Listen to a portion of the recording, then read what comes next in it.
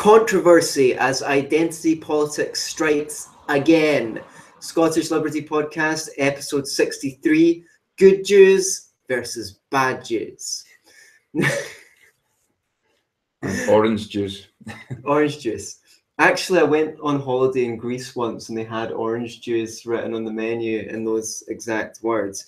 So, this is Tom Laird. Hi. I'm Antony Sammeroff. And welcome to the show. And welcome to the show. There has been a rise of identity politics. I think everyone's aware. Yeah.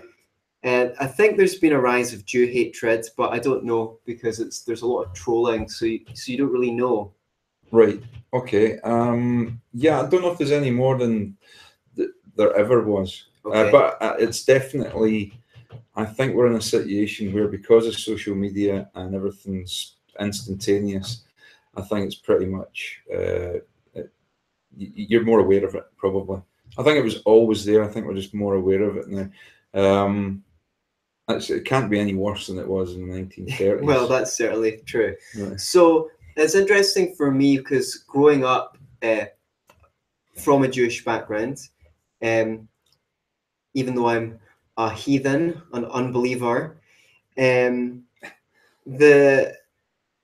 you say that. You were always hearing, at least in the Jewish community amongst adults, oh, there's a rise of anti-Semitism. I don't know how many times there can be a rise of anti-Semitism. It was a constant talking point. Yeah. And there would always be an article in the Jewish paper about the new proof. And they were always looking for reasons why there was a rise of anti-Semitism. Well, I guess first of all, the older they were, the more of a reason they had to fear that. Okay. I find the term anti-Semitism a bit weird because like you could hate Arabs and be an anti-Semite. Okay. Because the Arabs are Semitic people as well. Well, by definition they are, but we know that commonly used the phrase just means to just some good old-fashioned Jew hating. Yeah. Jew hatred, okay. Jew hate, yeah. Well, they called it anti-Semitic. Now, I didn't like it because as it looked to me, there was a thing in Jewish culture, which is it was always looking for reasons to be a victim. Yeah. And I'm not saying that there wasn't some historical precedent for that, but certainly in my generation, I didn't experience a great deal. What's that thing? Yeah, don't do it. Of discrimination. A couple of times someone spoke unpleasantly, but they were just being a dick. So I didn't like the victim mentality thing. Then you hear things like, well, Jews are the most successful ethnic group in America, so that's not really a sign of persecution. And that Jews are the least persecuted people in the world, which I don't know at the moment, which I don't know if that's true or not, but I certainly know that there are persecutions of Christians in the Islamic world and other places, and there are persecutions of Muslims. But also, and now you hear this, say from the alt-right, this thing that Jews are disproportionately successful as an ethnic group, when actually if you control for IQ, Jews are about as successful as people with the same average IQ as they are. And IQ is an indicator of intelligence, which is an indicator of success. Okay. So, and according to Jordan Peterson, your hero, yeah, the two biggest predictors of success in the West are intelligence and conscientiousness as traits. Okay. I don't think you get very far if you're intelligent but not conscientious, though. We all know lots of very smart people who are underperforming. Sure. So, I guess we should get down to why I wanted to talk about this. Okay, yeah. Oh, I was only going to say, when you mentioned the alt-right and they say that, you know, there's a disproportion, why would that be a problem in the first place? I mean, what are they getting at when they say that there's a disproportionate amount of Jews successful? Well, anything. Are they getting into conspiracy theory territory there? Yeah, I mean, the most benign face you can put on it is they're saying that Jews are nepotistic and aren't properly integrated into Western culture, and that they're because they're not properly integrated, they provide a threat to whites or the Western way of life, especially with all their Marxism, which we'll come back to. Yeah. We'll circle back to the Marxist thing. So tell us, Anthony, why did you want to do this? Well, I never, as I might have indicated from my reservations about Jewish culture, and I didn't dislike everything about Jewish culture. I love the sense of humor, a lot of the art, and the lots of stuff, lots of good stuff. Bagels, bagels. The food is great. Some of the food is great. They've got vegetarian offers like tabbouleh and hummus. So, but I didn't like the victim thing, the victim mentality. I felt like everyone was always looking for a reason for being persecuted, and there was a lot of hatred of Arabs and other groups masquerading as I don't know. There was a lot of racism, actually. Okay. I would say amongst some people of the older generation, which hid behind a non-racist veneer. Okay. Against immigrants and against Arabs, but they would say, "Oh, I'm not racist. I'm not racist." Which doesn't really prove anything. Racist, but so I never really saw being Jewish as a very big part of my identity, because I always thought the things that I chose myself were more important to me, whether it's my philosophy or ethics, taste in music, taste in culture, dress sense, anything I chose, that was important. I didn't like, which is very bad, as you can see. I didn't like nationalism. I didn't like in-group preference. I was pretty lefty on those issues. Right. Even, I don't think that you knew that I was Jewish for quite a number of months. Yeah. After we were acquainted. I should have tumbled. I mean, the name, the name Sammeroff. Yeah. So it was never an issue to me, but the rise of identity politics on YouTube and in YouTube comments and things like that has made me want to go, well, fuck it, I'm a Jew, right? And that's that. And since then, people have heard me say it more often than I used to on the podcast and things like that. You know, I'll joke about Lou Rockwell asking you from one Jew to another. Whereas, you know, years ago, I never would have even done that. You know, I didn't see a need to do it. I didn't see a reason to do it. But it's kind of like, you know, once I was on a guy's show, his YouTube channel is Kip's Clips. He's also been on this show. Yeah. And someone left a comment saying, Antony, card-carrying subversive Jew, divide and ruling and destroying. Yours a black, white, and Jew. By the way, all one word, by the way, comma. No point in withholding your last name being one word, when one looks so blatantly Jewish. Guess he does radio mostly. Now, I can't even begin to understand what that's all about, to be honest with you. So I think I start every show. I'm Antony Sammeroff. You're Tom Laird. So I don't think I'm withholding my next name. But even supposing I was, how could I both be a card-carrying subversive Jew and trying to hide my identity? That sounds a bit far-fetched. You think the last thing you do is carry a card about with you. Right. Right. So I guess I mean, what does he want you to do? Wear a black hat and a kind of, I don't know. Right. So do the podcast like this. Like, is that what he wants you to do to kind of demonstrate your identity? I mean, I've got no idea where he's going with that. Yeah. And as I said, it's like I didn't consider a big part of my identity. I still probably don't. I consider being a libertarian more important to me than being Jewish. And in terms of group identity, I probably find even being Scottish and British, well, I don't know, more something that I identify more with. Being Ouija, I like being Glaswegian for some reason, especially when I'm out of Glasgow and other parts of you're not a real Scotland. Apparently not a real Glaswegian.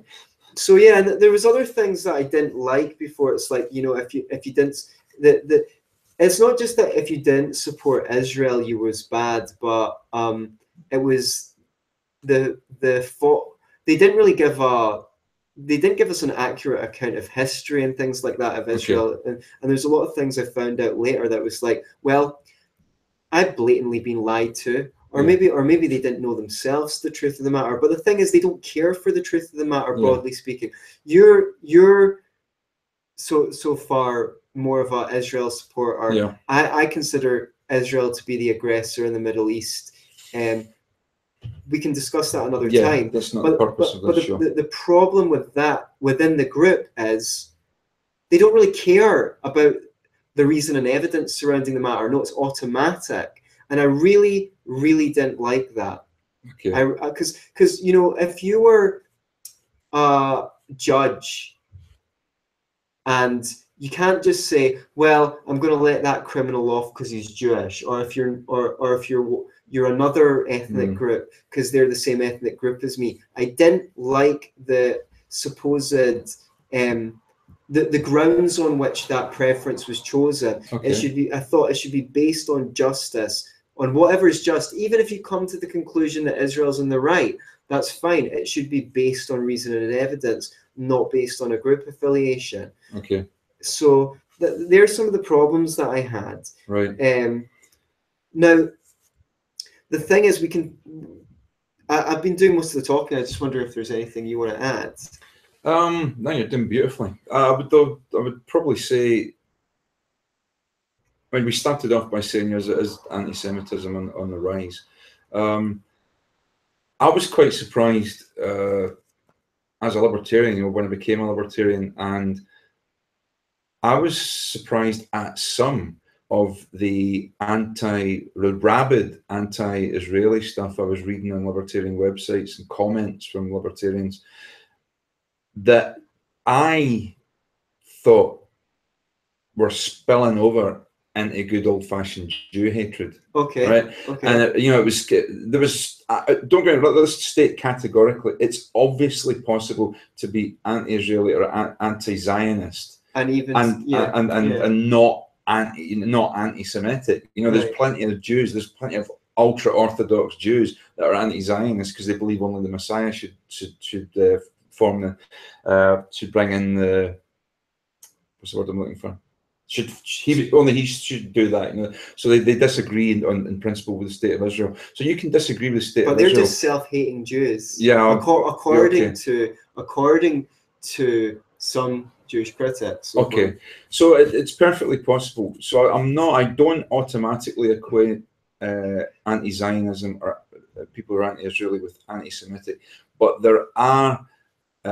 I've seen quite a lot of comments, especially on libertarian sites recently, that I would consider spilling over into just good old-fashioned Jew hatred, and that's not acceptable as far as it's except people can say what they like, but don't try and masquerade. Don't dress up your kind of Jew hatred as in a politically correct and some sort of political dressing, Right, and I should add, by the way, even though I think that Israel was the primary aggressor in the Middle East, I would not say that. I think there's as much of a problem with the Palestinian Solidarity Campaign as I did with the in-group preference amongst Jews, because that's evidenced by the fact they talk about boycotts, divest and sanctions, but they only talk about Israel. I mean, none of those people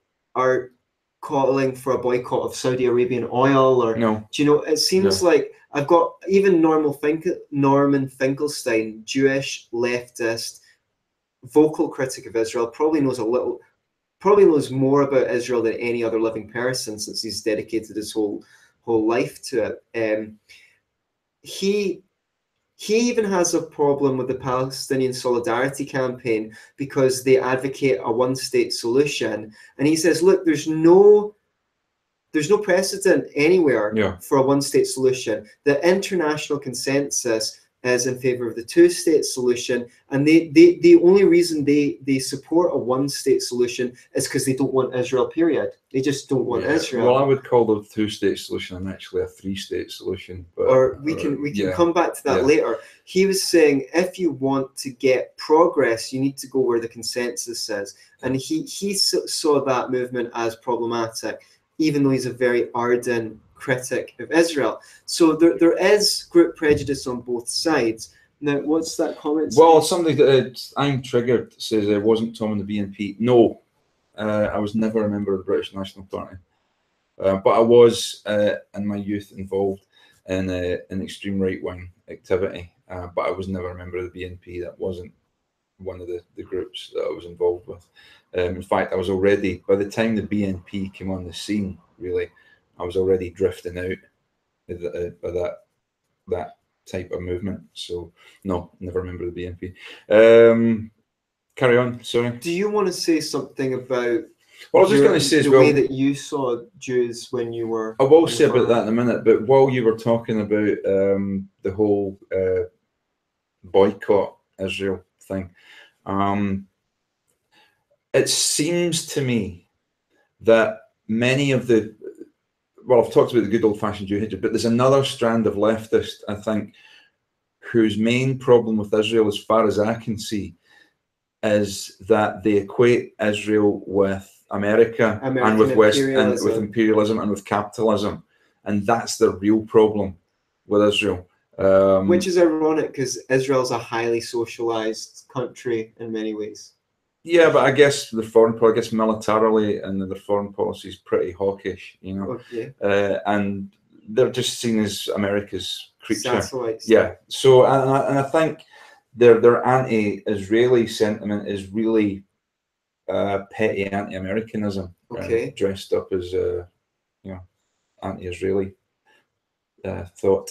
So yeah, but where was I going to go after you? Asked me the question. Your view on Jews when you were on the far right. My view of, well, I wasn't particularly anti-Semitic in this. Well, I was as anti-Semitic as you could get on. No, what am I trying to say there? I didn't have a burning, passionate hatred of Jews. They were sort of a, I didn't know any, you know, and I didn't really experience any. I didn't come across any. But my main problem was when I looked at communism, for example, I thought, well, that's the creature. You know, Karl Marx was a Jew. For sure. Trotsky was a Jew.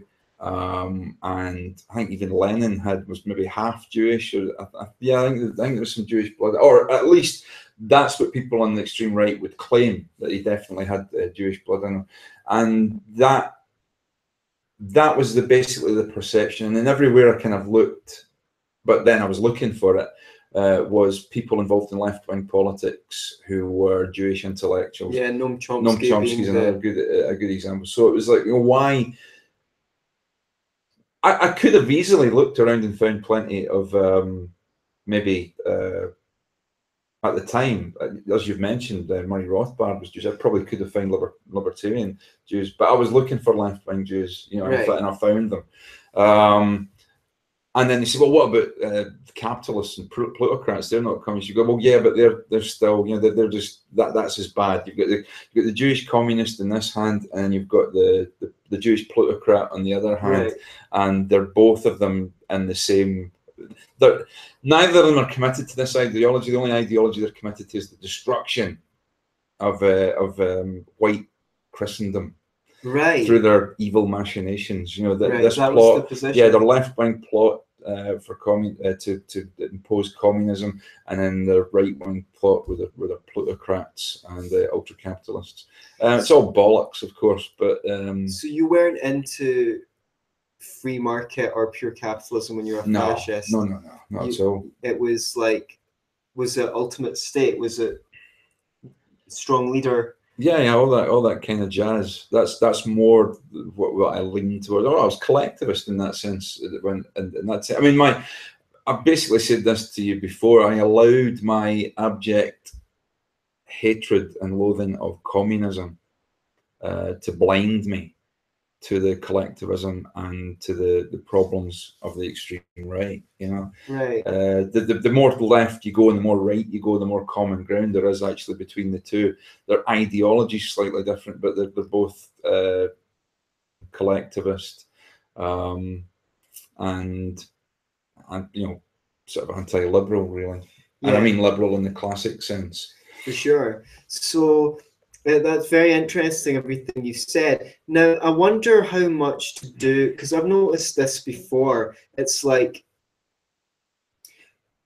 I'm sorry, I'm triggered as just said BDS movement is an anti-Semitic movement. Maybe, I don't know. Okay. They definitely would deny it. They definitely would deny that they are, but I would say that they're prejudiced towards... Well, they kind of have to deny it. Yeah, I know. I'd say that the fact that they're not consistent. It's just like I actually agree with their position on the conflict. Well, I don't know about that, but the thing is, why are they only interested in Israel?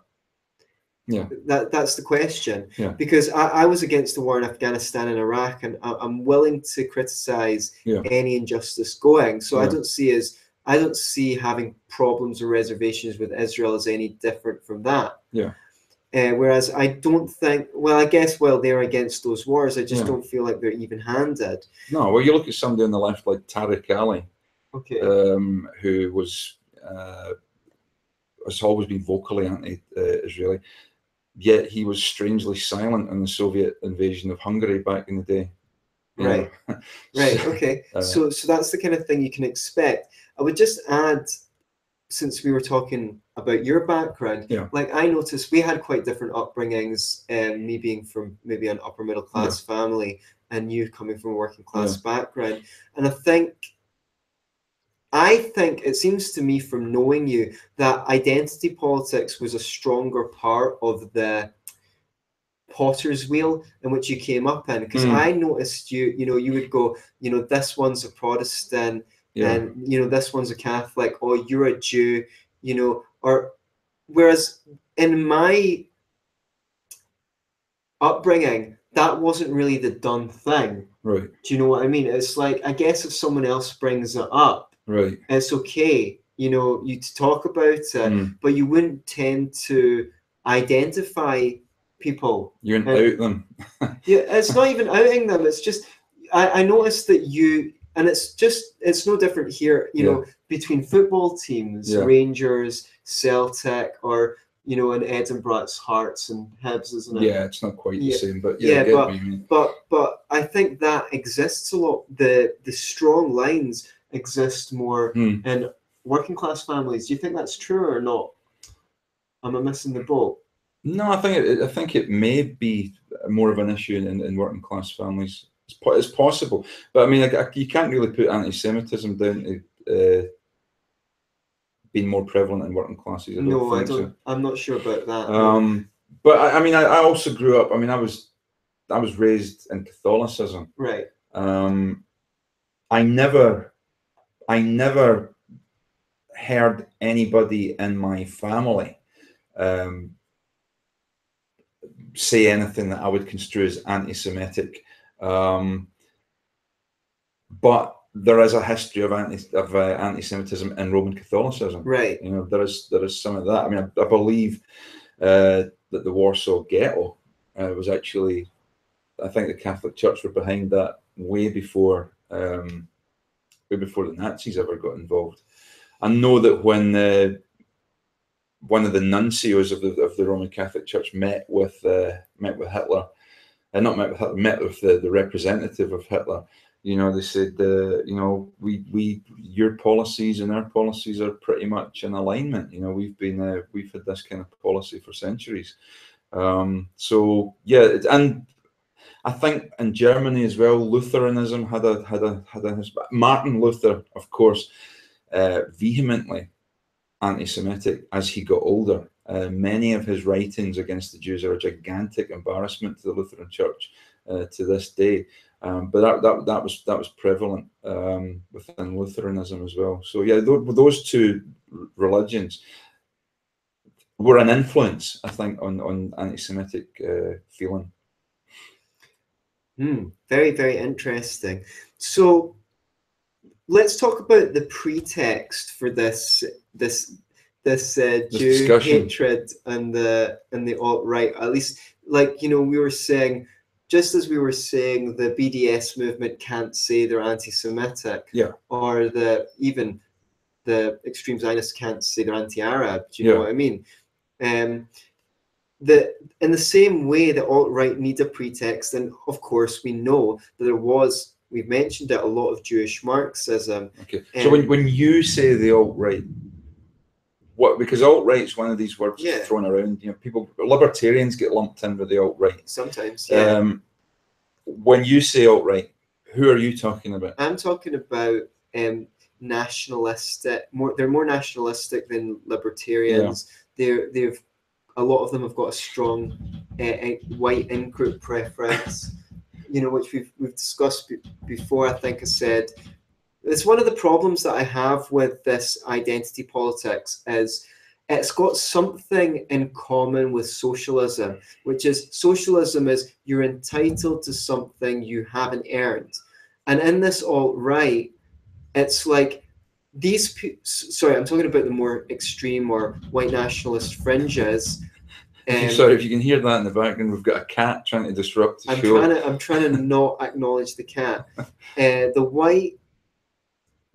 Basically, those who believe in this white nationalism or white identity politics, it's like they've even tried to tell me that because I'm white, I've got, you know, you should have a group affiliation to people along the racial lines, and that's just the same as socialism because it's unearned. I would rather choose so they say people naturally have in-group preferences. People are naturally tribal. Okay, that's true, but the great thing about the world, especially with the internet, is you can choose your tribe. And as far as I'm concerned, my tribe is people who've done good for me, or people that I care about, or people who have got similar morals or political philosophy to me, similar interests, libertarians. I've got much more affinity share a worldview. I've got much more affinity with Walter Williams and Thomas Sowell, you know, black libertarian thinkers, than I do with Jewish white Marxists, because I think that their views are problematic, and if they spread, will send society down dangerous roads. So I don't like the idea that your in-group preference is unearned. Why should it be? That's just social. That's just another form of socialism. So or collectivism. He's just started to kill the cat. Oh. As soon as I tried to let the cat in, the cat went away. So okay. It's obviously an anti-Semitic cat. The pretext is that obviously Jewish Bolshevism. Now I've got some stats. Bolshevism, as the Nazis used to spell it. Bolshevism. On the evening of the February Revolution, of about 23,000 members of the Bolshevik Party, 364 were known ethnic Jews. So that's a pretty small percentage, over 1%, under 2%. Perhaps some of those Jews were they the influential ones? That's the counter argument. Perhaps some of them, you know, those 364 were more spearheading the movement. But that's certainly one account of whatever Jewish pernicious influence in Western culture. And there's this idea that after the Second World War, a bunch of Jewish intellectuals, or before the Second World War, fled Nazism and came to America and entered the American university system and started spreading socialism through academia. But I think that there's more to it than that. I mean, academics are naturally inclined towards socialism because a lot of their money comes from the state. The academia fulfills the same role as the church fulfilled in monarchies, which is they provided the intellectual basis, they did apologetics for state power. They justified the rule of the monarchs. The academics are the court intellectuals who justify the rule of the ruling class with social contract theory and all of their wacky ideas and justifications for the state. So, Jew or otherwise. Then, of course, we have the influence of the Frankfurt School, cultural Marxism. I think almost, for those who don't know, the Frankfurt School was a think tank in Germany before the Second World War. Most of them fled to America away from persecution from the Nazis, and they set it up as well. And, one of the leaders, Theodore Adorno, he was an ardent critic of capitalism and the Soviet Union as well. So that cat is sea-hailing like mad at the window there. It's a little pest, but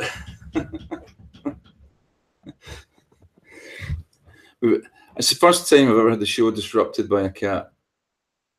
And I think Antony really is going to kill it this time. But did you see it? It was actually giving a Hitler salute at one point, that cat. It was doing that thing where they see, Kyle. That's how enthusiastically right wing that cat was. It was actually doing it with both hands. That reminds me of that site, the Kittler. The Kittler is. We've got quite a lot of viewers at the moment, but very few have ventured to comment. So if you've not contributed to anything to the discussion yet, feel free to do so. Yeah, tell us how you feel about cats. Now, I guess, the Frankfurt School.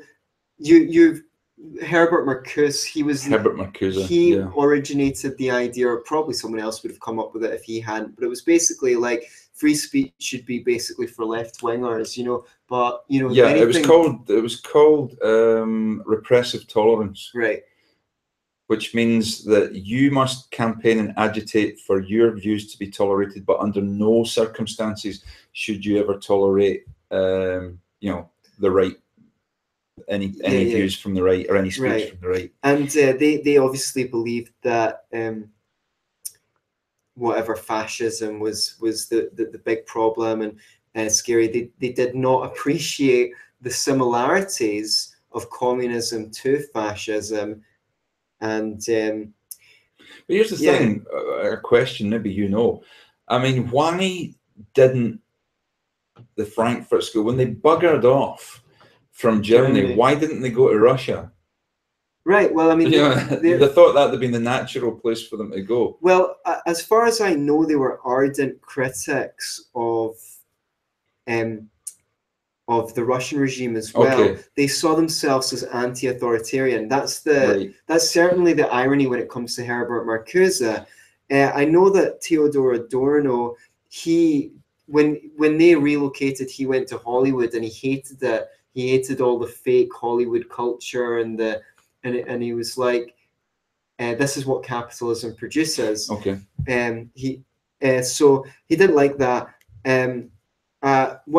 But they saw themselves as anti-authoritarian. I think Adorno, along with someone else, produced a book called The Authoritarian Personality, in which they talked about what they thought formed that kind of personality. I think we'll swing round to them in another show when we've done a bit of research. Well, there's a whole show to be done just on the Frankfurt School. I would like to do that. I'd like to do that. So we'll explore that in more detail, especially if there's some demand for it. If you're out there and you feel that you're an expert on the Frankfurt School, or you could talk about it. Please come on the show. I know a little bit about them because I studied Adorno when I was at university myself, because he was primarily wrote on music, and part of my degree was in music. So they're an interesting bunch. There's a lot of conspiracy theories about them, that they're behind the Zionist organization of government. They definitely have had, some of their ideas have had an undue influence on culture in terms of political correctness, with certain views aren't allowed to be talked about. Then I think the third wave of bad Jews, as far as I'm concerned, I might be missing a wave. Someone will have to fill me in them. Is of course the neoconservatives, many of whom were formerly Democrats, were formerly left-wingers, who accepted the notion that America should be a policeman to the world, maybe partly out of sympathy with Israel, maybe not entirely. And they joined the Republican Party.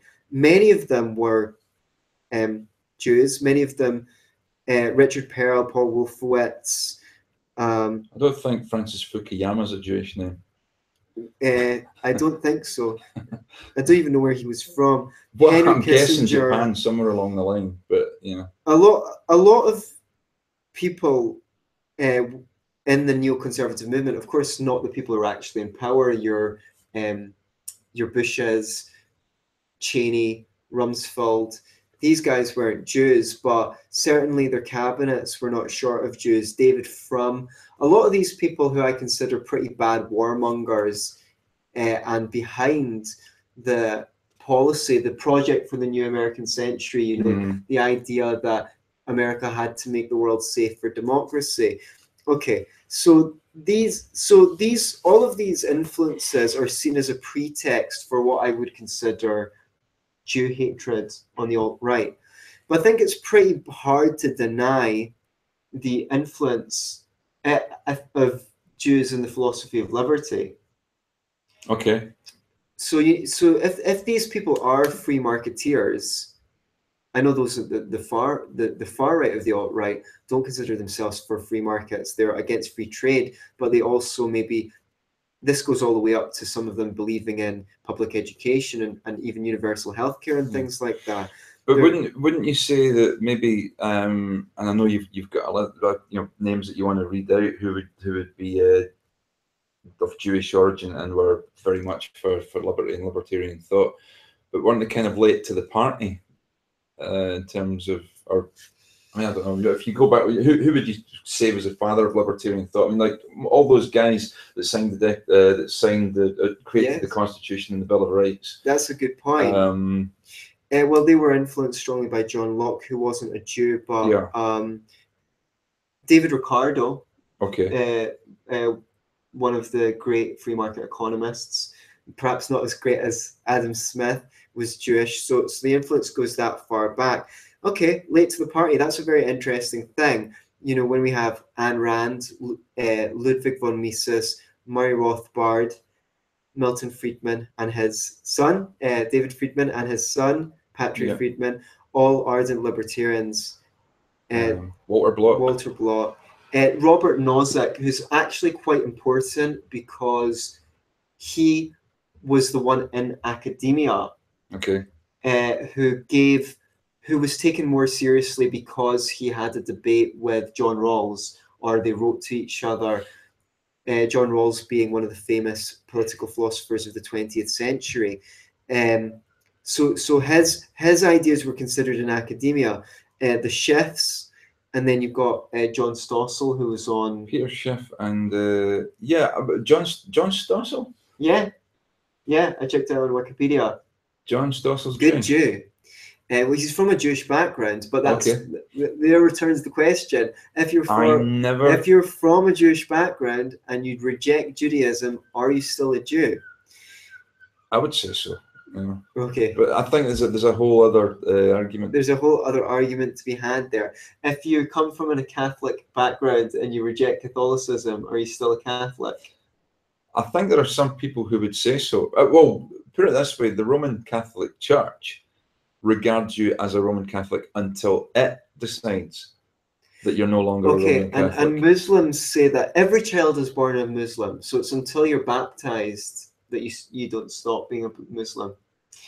That's what they believe. Right. Okay, but anybody can be a Muslim who just says there is no God but Allah and Muhammad is a prophet of Allah, right? As soon as you say that and you mean it, then you're a Muslim. That's how easy it is to become a Muslim. Are you meant to say it in Arabic?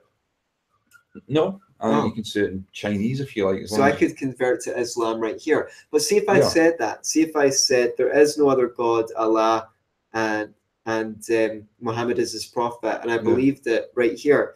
Would I stop being a Jew when I've converted to Islam, or would I just be a Jewish Muslim? A Jewslim. That's terrible. Yeah, would you? No, yeah, I guess you'd still be, because I mean, like being. See, this is where we've had this discussion before about Jews actually being a race as well as a religion, as well as a religious faith. So I guess if you're a Jew that becomes a Muslim, then yeah, you would be a Jerusalem. If Judaism is a race, now so we need some data. I mean, when Jews convert to, when many of them convert to Christianity, they call themselves Jewish believers. Oh, that's interesting. Yeah. Or Messianic Jews. Messianic Jews. Yeah, as opposed to Christians. So that's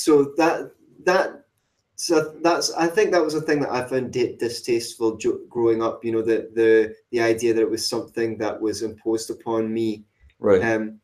I must have had individualist tendencies even as a leftist, which I was at the time. So he's all right now. He's all right now. So I guess I just wanted to say that basically, it seems ridiculous to cry Jew, like cry wolf. If you're a free market orientated at all, given the influence of secular Jews in refining the philosophy of libertarianism into something that could be well argued for and exported to other people. Now, what is it amongst Jews that make them these kinds of thinkers that produce systems like Marx or Freud or Rothbard or Rand? Is there something cultural? I'm putting this out to the people at home as well as to you. Is there something cultural about Jews that would lead them to those? Well, I guess. Well, I'm supposing that there's a heavy emphasis maybe on excelling or success or in learning. With Jews, because I mean, you're gonna have to, in a lot of societies where there was anti-Semitism and there was prejudice against Jewish people, you were gonna have to be a professional, really, to be able to rise above that and earn a living. So whether that was being a lawyer or an accountant, or something where you could actually earn a good living at. Yes, and those who did rabbinical studies were very highly seen in the Jewish community going back in history, so they could learn. That would involve a lot of learning, but I don't know if that's just rote learning. I mean, it's an interesting thing that you could fall either one. You know, you can find the most anti-free market Jews and the most pro-free. Some of the most pro-free market thinkers in history are all Jews, secular Jews, non-believers.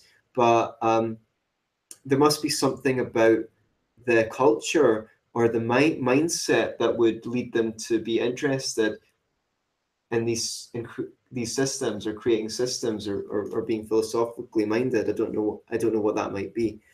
Some of the things you've hinted at. Yeah, I mean, I suppose that's right. I mean, it kind of makes sense to me. You know, that there's a high value in that culture on learning and in education and excelling. You know, and back to the race question: if Judaism is if there is a confluence of genetics around being Jewish, then that's something that's been observed throughout quite a long period of history, and might prejudice the whole. I don't know how much of it might be genetic, basically, of what I'm saying. Right. So, do we have any more comments? Well, Jack Ashton says culturally Catholic and Jewish are kind of independent from being religiously Catholic and Jewish. Yeah, absolutely. I mean, I know a lot of people who would identify, I suppose, as Roman Catholic, but they couldn't tell you the first thing about, and these are not people who attend chapel at all, never mind regularly. Some of them may even regard themselves as being agnostic, but they'll still describe themselves as a Catholic, and what they mean by that, culturally, you know, they support Glasgow Celtic, and kind of maybe they identify more. Maybe it's more about what they're not than what they are. You know, it's like, well, I'm not a Protestant, you know, so I'm a Catholic, but I don't really believe in God. You know, there's people who say that. Then you even get, you know, people like Richard Dawkins, who says, I'm a cultural Christian. Not to be confused with a cultural Marxist, by the way. He says, even though he's an atheist, an ardent atheist, he identifies as a cultural Christian. Okay. So he's basically, what he's saying is like cultural Christianity has made its mark on a society that has created maybe an enlightenment. Not created enlightenment, but certainly part of it. Certainly didn't prevent it, or stop preventing it at some point. Right. Okay. Anymore? I think it was in. Oh yeah.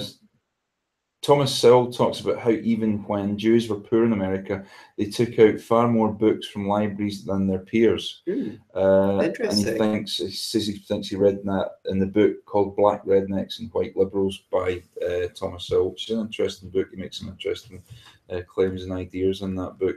It's worth reading. In fact, any Thomas Sowell is worth reading. Do you have anything to add? Other than I would just like to categorically say that, you know, hatred of any sort of group or any person based on what group they belong to is insanity, really. So, and I think that, well, actually, I wanted to touch on the protocols. Oh yeah, I almost forgot. For those of you who don't know, when I say the protocols, there's a book called The Protocols of the Elders of Zion, which Hitler subscribed to, and many anti-Semites subscribed to. It's been proven repeatedly that this book was a giant forgery. It was basically the secret police, the Tsarist secret police, who had this book made in order to turn the Tsar against, for their own anti-Semitic reasons, turn the Tsar against the Jews in Russia and kick them out. And they produced this book that purported to make this plot by Jews to infiltrate and destroy civilization and benefit themselves. As I say, it's been proven to be a forgery. But two things, it's still prolific. You'll find, I mean, the Arab world is still pretty much prolific. You can find it in bookshops in Arab countries. They give it credence. What does the protocols of the Elders of Zion essentially assert? Well, it asserts there was a meeting. It's a conspiracy of intellectual, wealthy Jews to tear down Christendom, really, and create and make the Jews the masters of the world. That's basically what it comes down to. It was most of it was plagiarized from a book called The Dialogues in Hell between Machiavelli and somebody else. I can't remember who the author of that book was, but you can pretty much take passage by passage stuff from the protocols and the Dialogues in Hell side by side, and you can see it's pretty much plagiarized from that book. I mean, a lot of people on the right will say, well, yeah, we know that the protocols, the book itself, we know that that's a forgery, but it's the kind of thing that the Jews are up to anyway. You know, there's truth in it. You know, there's an element of truth in it. There's a lot of people on the right will say that. Right. I never ever gave them any credence. But it's like everything else. It's like, you know, as long as we know it's a lie, but it's a useful lie. Right. So therefore, as long as people believe it and it helps our cause. Right. That old one. Yeah. I think David Icke was kind of flirting with it at one time. I think he came around to the idea that it is a forgery, but he was kind of touting it at one point in his career. See, but that thing that you say, go for it. About it's a lie, but it's a useful lie. It's a useful lie. See, that's the kind of thing I found very prevalent in Zionism, right? Amongst Jews, especially older. It was like, it wasn't that it was a lie. It was like the information, they didn't really mind how factual or unfactual it was, and they wouldn't be remiss to share a newspaper story or email it around to everyone without fact checking it. It could have been if it painted their side in a good light. Okay. And I'm sure it's absolutely rife amongst Marxists, feminists. There was one I heard of recently was from a ex-communist friend of mine, that one of the things that turned him was there was some book that came out describing what it was like under the Bolsheviks, or not, and a famous left-wing communist was saying, you know, this, because the book was written by a leftist, he said this book shouldn't have been put out. He shouldn't put this book out. Why? Because it harms the cause, you know. It doesn't matter if it's true or not, it harms the cause. I think really we should all be careful to look for that kind of thinking, to monitor for that kind of thinking in our own heads, and see if there's anything that we're excuse me, Mr. Sammeroff is bored himself there. Clearly. I was not as engaging a speaker as you were. So did you have another point? No, that's all. I just wanted to make that point that the protocols are pretty much, it's you know, it's documented that this thing is a forgery, and yet people still buy it. It still rears its ugly head. I'm not saying it should be a banned book, but people should just be aware that it is a forgery, and it was created for the very reason of turning the Tsar against the Jews and kicking them out of Russia, and it just keeps rearing its head, and it's as prolific in the Arab world, and many Muslims buy into it. So yeah, watch out for it, and just be aware that it is trash. Yeah. Well, I'm looking forward to the gate crash of comments. Until next week. Yeah, look, thanks for tuning in. If you feel like sharing this, please do. Yeah, share it. Yeah, share it. And see you again next time.